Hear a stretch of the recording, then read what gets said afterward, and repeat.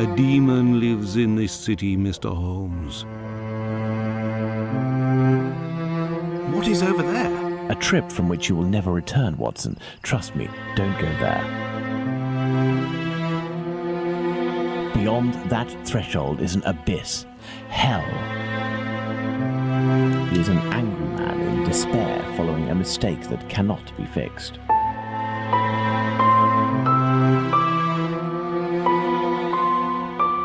My goodness, Holmes, it was a slaughter.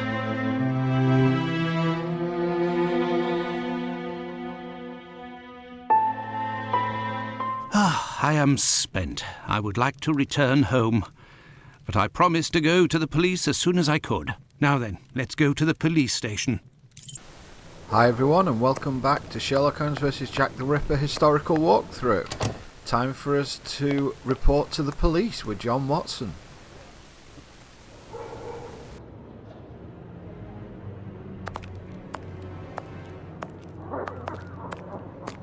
Will you? Yes. Hey, Doctor, you seem tired. Were you wandering the darker parts of Whitechapel all night? You could say that. I have some information on Leatherapron, the man of whom we spoke earlier. Do you know where he is? No, but I can clear him of the Bucks Row crime. A witness proved him totally innocent. Oh, Watson, is it only now, after many hours of walking, that you decide to pass on the important message that Inspector Aberline is waiting for? But, no. But what are you doing here, Holmes? I was worried, Watson, and with good reason it would appear.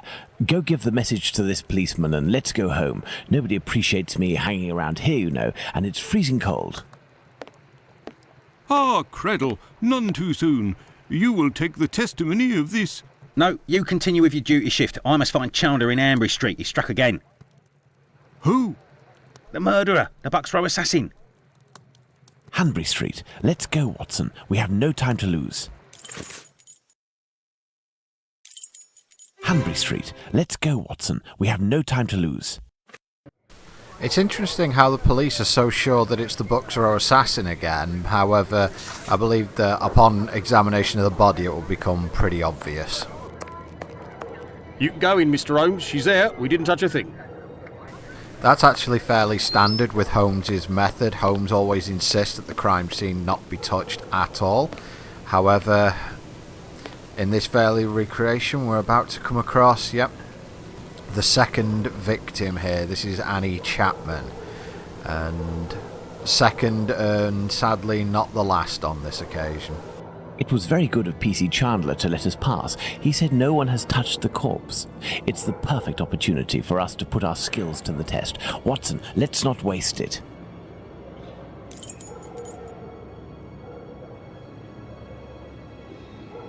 The blood is a dozen inches or so from the ground. Bloodstains on the wall. Bloodstains on the wall. So this murder is already slightly different to the Polly Nichols murder in the case that there were no bloodstains on the wall in the Polly Nichols murder due to the fact that she was strangled, whereas here it would appear that it's different. A torn envelope. It smells of rubbing alcohol. It contains 3 pills. I will take one. 2 should suffice for the police. 2 combs, curiously arranged. A piece of coarse muslin. There are no trails on the ground. There's no sign of a struggle.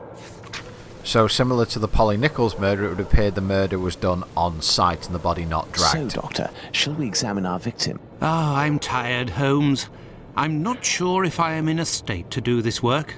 Come, Watson, there is little time. Show me what you're made of.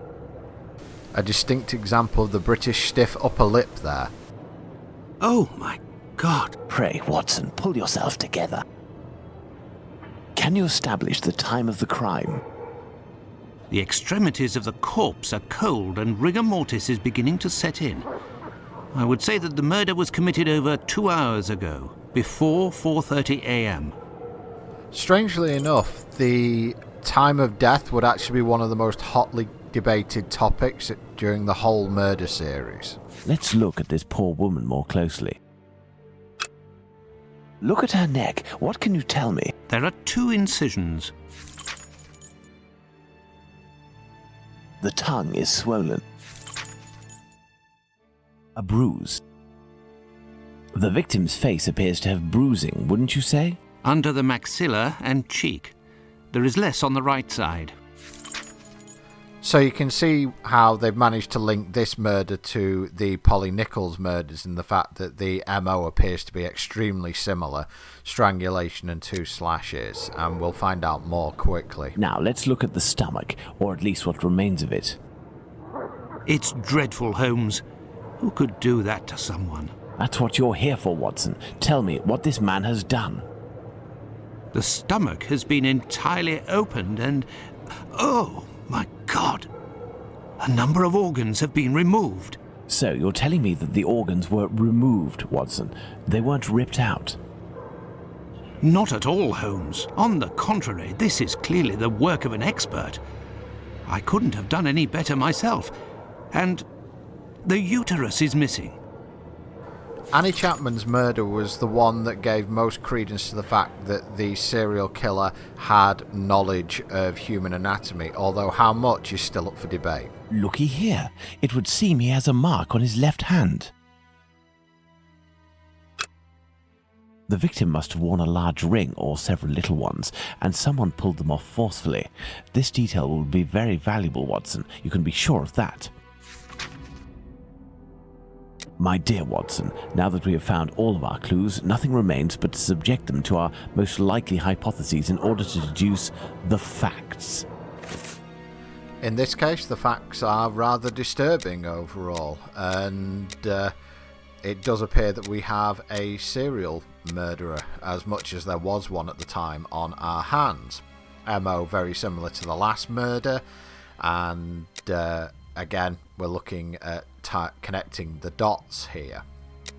So I just wanted to revisit for a little bit there about Watson saying that this was clearly the work of an expert. This has been a pretty heavily debated topic.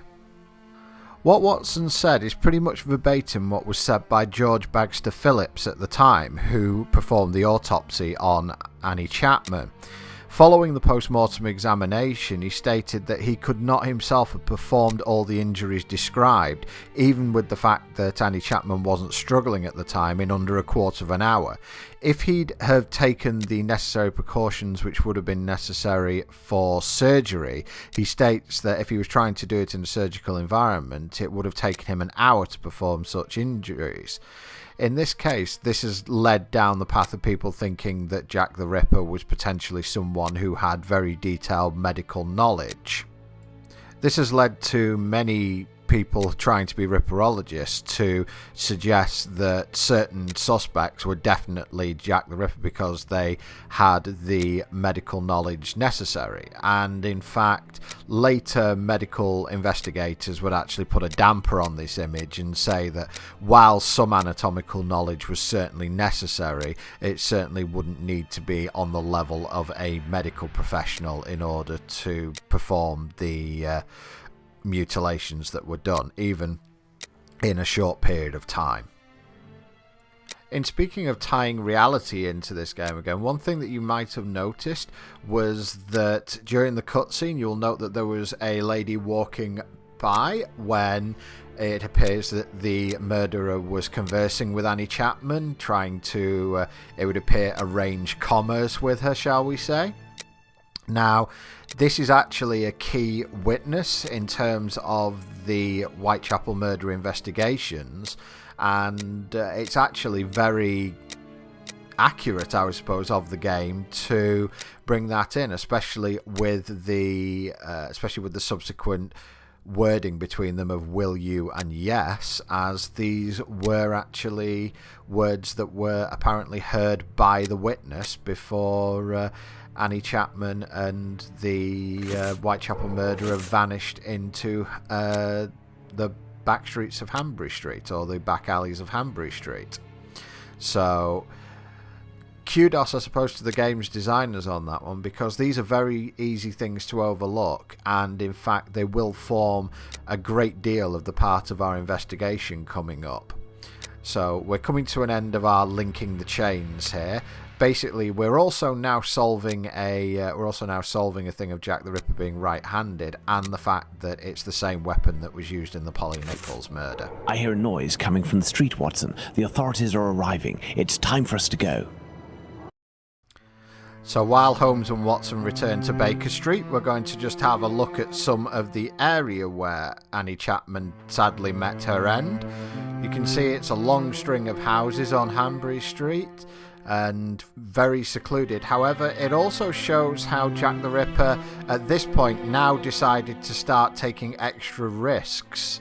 You can see that in this recreation, you can see this is a one-way avenue that Jack the Ripper and Annie Chapman went down. This was an area where there was very much risk in doing what the Whitechapel murderer decided to do. And here in the backyard where Annie Chapman met her end, you can actually see there is only one way out. So this is certainly an escalation in the Ripper's activities. Why is he taking these risks? And will these be things that come back to haunt him and lead to his capture in the future? Holmes has been locked away in his room for days, always saying the same things. I'm thinking, Watson. Very good, Watson. As you wish, Watson. But I am thinking too, so much so that I can't sleep. Annie Chapman. Good Lord.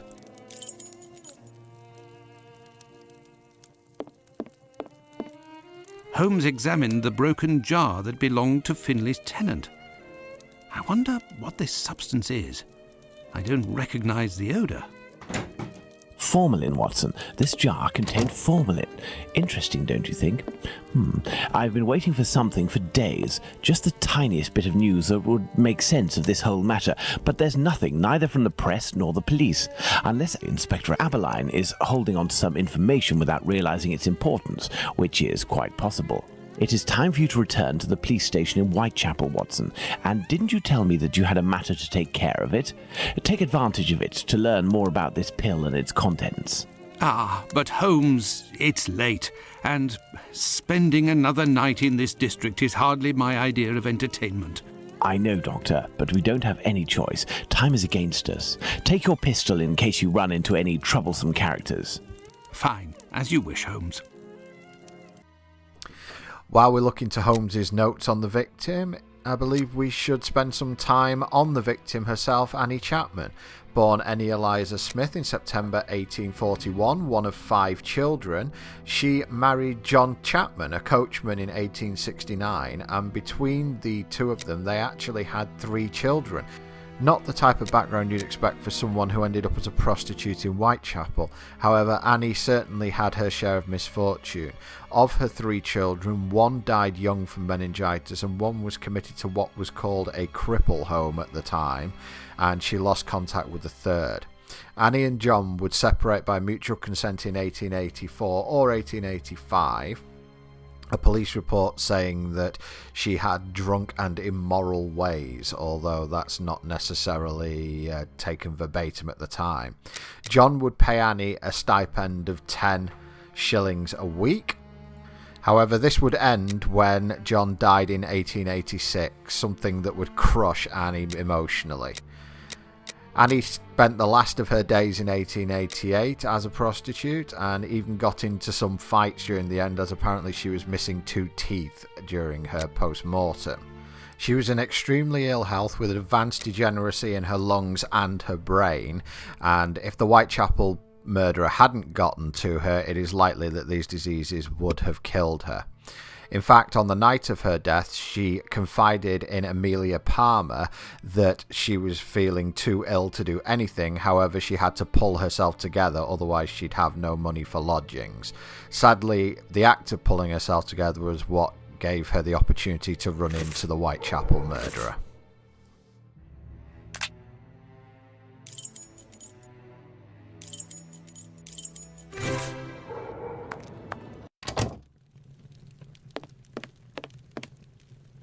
Good evening, Mr. Solomonovich. Good evening, Doctor. What a pleasure to see you again. Have you finished converting the harnesses? Yes, just now. I got a little behind because of all the commotion. Commotion? Don't you start. 3 days ago, the very afternoon that you passed by, there was a chase throughout the neighborhood. Hundreds of people were chasing one man, claiming he was responsible for the murders these last few days. Schmonz! It was awful. I hope those maniacs didn't catch him. Better the police should. Tell me, did John Pizer turn himself in to the police? Things unfolded as they should. Look in the newspaper, the Daily News from today. Farewell, Isaac. Goodbye, Doctor. We're going to go into a great deal of narrative in the game shortly, but here is the apology, I suppose, from the newspapers for putting John Pizer as a suspect. He obviously is not in this case, and thus this is basically the newspapers saying, nope, this isn't the person that we were looking for. Obviously, now that we have the harnesses from Isaac, we can now go to the doctor, get the cane back, pass it to Sickert in true adventure game fashion, and then we will see what comes up of that, because I'm sure something will.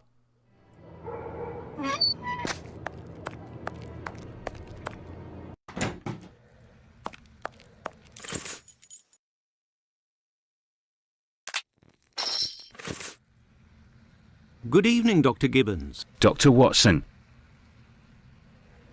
Do you have any formalin here? No, definitely not. They have it in university hospitals to conserve anatomical specimens in jars. But in a little clinic like mine, we don't keep anything but bad memories.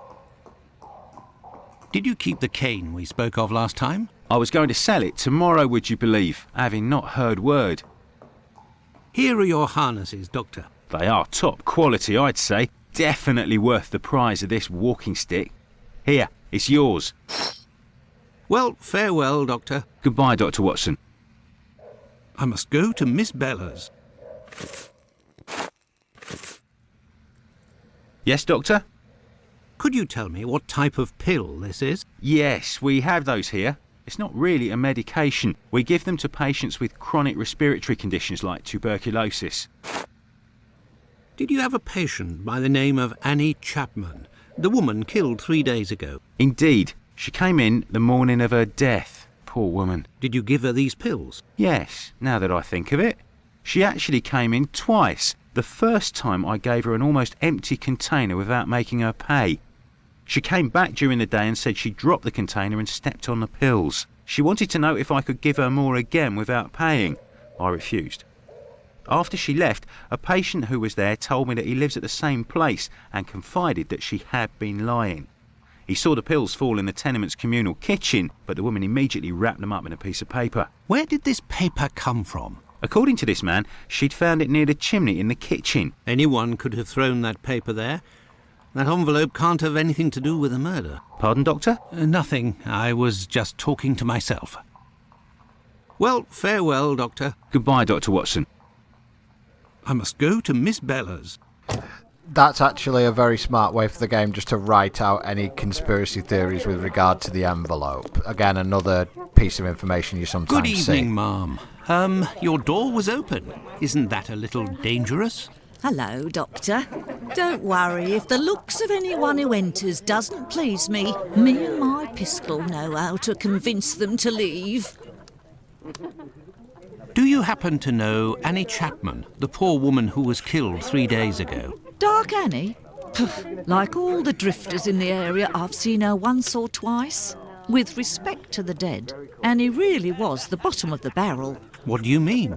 Well, in our profession, the pretty young ones go out when night has barely fallen and don't have a problem finding takers.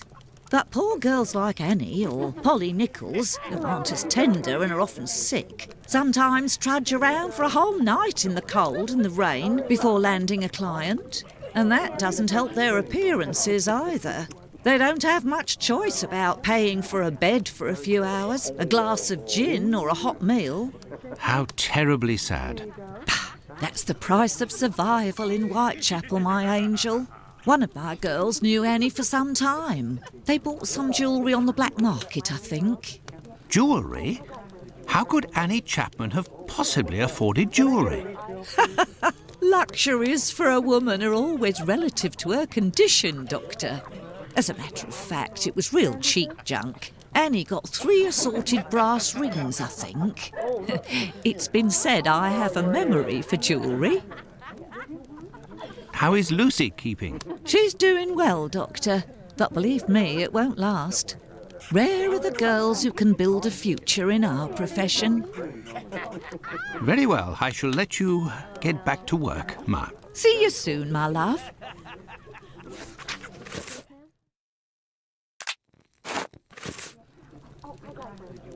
You're still there, Doctor? I found the cane that was stolen from your client. Here it is. Doctor, you are a real saint, I can see that. I'll finally be able to present my bill to this damned painter. If by chance you see him, tell him that a little surprise awaits him here. You told me you would give me some information on this Dr. Tumblety. Agreed. He's a Canadian or an American. He parades from time to time through the neighbourhood in a 50-guinea suit and acts like a doctor. But for business, he isn't worth it. This damn Yankee hates women. The few times that he was approached by the girls, he spit on them, all the while hurling insults. It would seem that he was hunting for the bad boys. He's looking for trouble, that animal. Does he frequent any pub in particular? Aye, the Wasps Nest on Burner Street, I think. A seedy spot even by our standards. Very well, I shall let you get back to work, Mark. See you soon, my love. Again, a quick translation. 50 guineas in today's money would be about £6,500, so expensive tastes. The Wasps Nest. This pub looks even more disreputable than the Golden Lion in Baker Street. That's a call out to a previous game in the series. You may see one of those at a different point in the future. We'll just have to see. Looks like Sickett's enjoying himself. Good evening, sir. Well, I know you. Why? We met at Miss Poolman's the other day. So you've come to slum it in Whitechapel, eh? Do you know Dr. Tumblety, a Canadian or American chap? Quite an extravagant dresser. Frequents this pub now and then. Are you intimate? No. What do you mean by that? Oh, nothing. Nothing at all. I just wanted to prove my discretion concerning this man, insomuch and so far as I know him. You wouldn't like it if one day the tables were turned and everyone was talking about why you were in the borough. Isn't that so? As it happens, I saw Miss Poolman recently. She told me that she couldn't wait to see you again. She said something about a surprise that is waiting for you at her establishment.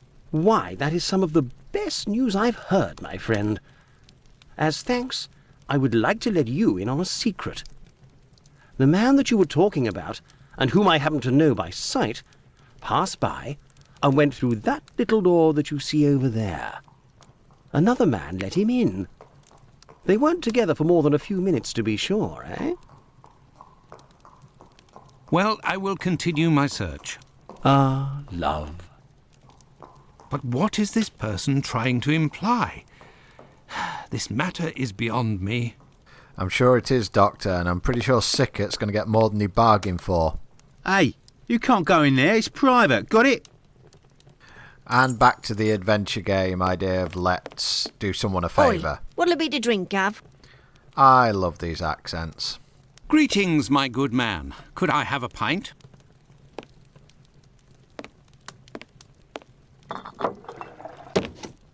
Here, Gov.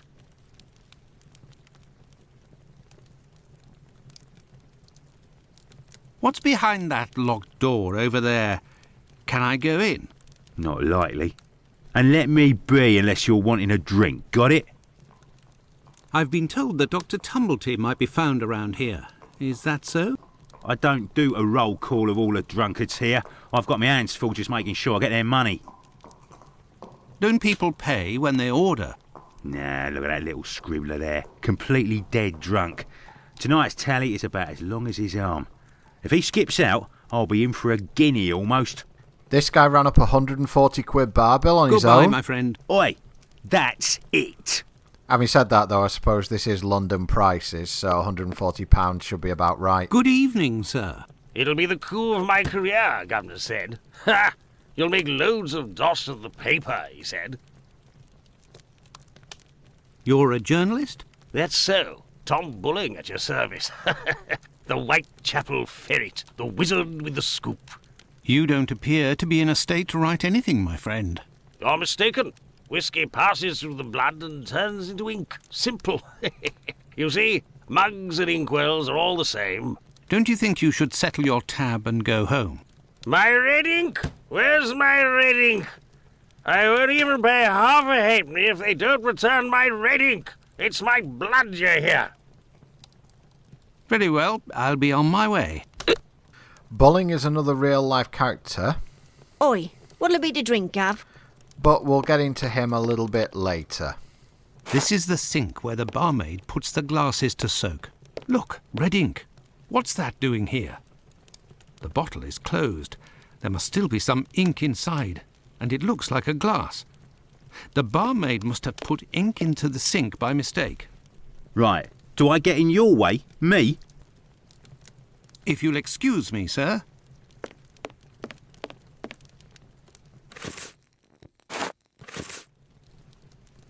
You're the best. The boss told me. My red ink.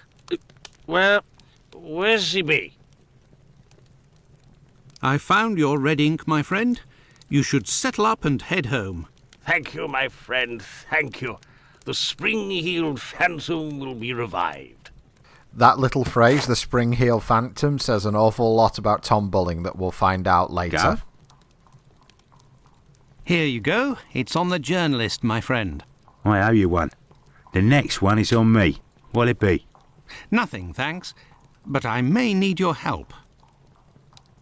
Listen, my friend. I would like you to let me in the door over there. You're a bobby. A peeler? Absolutely not, my friend. I am a doctor. Fine. I owe you this at least. There's a bloke behind that door there. No pity Bluto. Let's just say he wants to lay low for a moment. So I don't think he'll be opening the door just now. Unless... Tell him you have word from Squibby. That'll open the door. But who can say what'll happen when the door closes? Goodbye, my friend. Oi! That's it!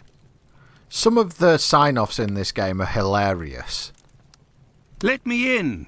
I have news from Squibby. But stay calm. And who are you? Where's Squibby? He's out.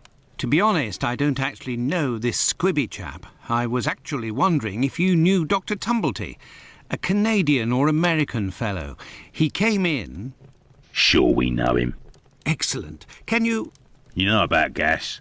I'm afraid not. I am a doctor. Then I ain't interested. You can be leaving now.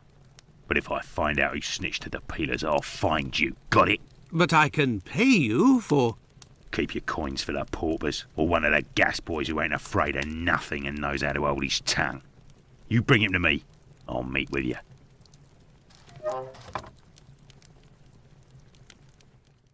So we will leave that until next time. And now with sadly a second body on the floor, this has now become a serial murder case, one of the first of its time. One of the things that we do have to remember in all this was that the people who are murdered are human beings, even though they've taken on the mantle of the canonical five, or however you want to call them. These are people who should be remembered, and there is still a plaque for Annie Chapman, despite the fact that her grave no longer exists. Sad end to a life that had a lot of promise but did not fulfill it, like many. In the next part, we'll go through the witness testimonies of Elizabeth Long and Albert Kadosh, along with some other eyewitness testimonies, and we'll find out, do they really contradict as much as we think, or can they be linked? If anyone can link them, Sherlock Holmes can. See you next time, everyone.